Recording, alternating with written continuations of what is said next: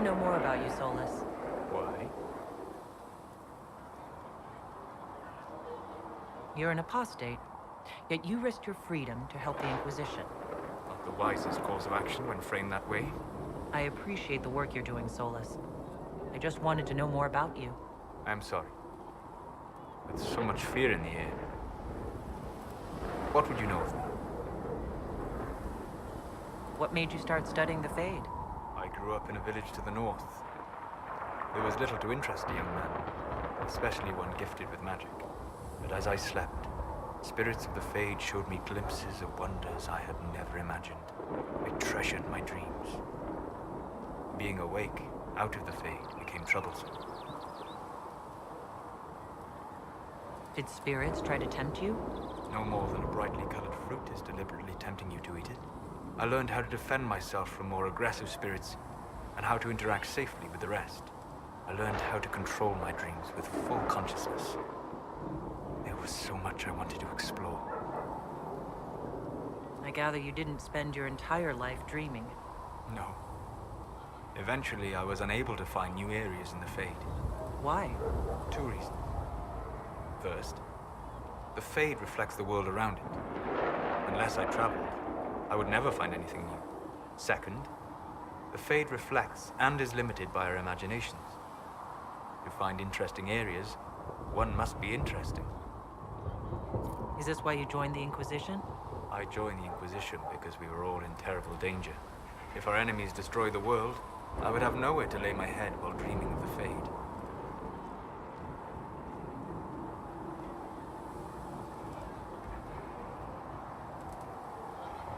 I wish you luck. Thank you. In truth, I've enjoyed experiencing more of life to find more of the Fade. How so? You train to flick a dagger or an arrow to its target. The grace with which you move is a pleasing side benefit. You have chosen a path whose steps you do not dislike because it leads to a destination you enjoy. As have I.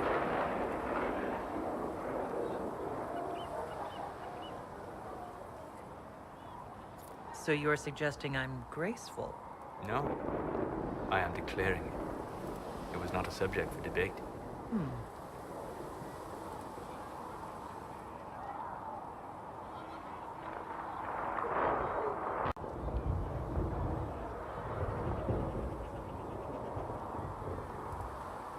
You said you'd traveled to many different places.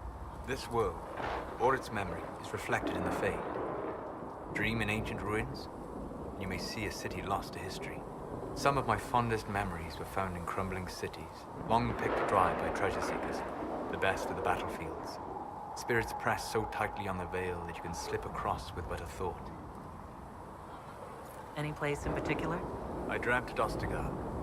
I witnessed the brutality of the Darkspawn and the valor of the Ferelden warriors. I saw Alistair and the hero Ferelden light the signal fire, and Logain's infamous betrayal of Caelan's forces. I've heard the stories. It would be interesting to hear what it was really like. That's just it. In the Fade, I see reflections created by spirits who react to the emotions of the warriors. One moment, I see heroic wardens lighting the fire, and a power-mad villain sneering as he lets King Caelan fall. The next, I see an army overwhelmed and a veteran commander refusing to let more soldiers die in a lost cause. And you can't tell which is real? It is the Fade. They are all real.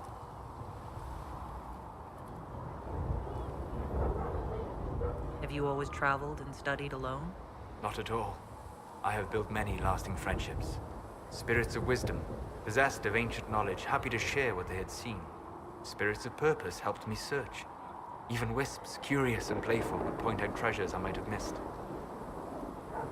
I don't know of any spirits by those names. They rarely seek this world. When they do, their natures do not often survive exposure to the people they encounter. Wisdom and purpose are too easily twisted to pride and desire. You're saying that you became friends with pride and desire demons? They were not demons for me. Meaning? The Fade reflects the minds of the living. If you expect a spirit of wisdom to be a pride demon, it will adapt. And if your mind is free of corrupting influences, if you understand the nature of the spirit, they can be fast friends. I'm impressed that you could become friends with spirits. Anyone who can dream has the potential. Few ever try. My friends comforted me in grief and shared my joy. Yet, because they exist without form, as we understand it, the Chantry declares that spirits are not truly people. Is Cassandra defined by her cheekbones and not her faith? Varric by his chest hair and not his wit?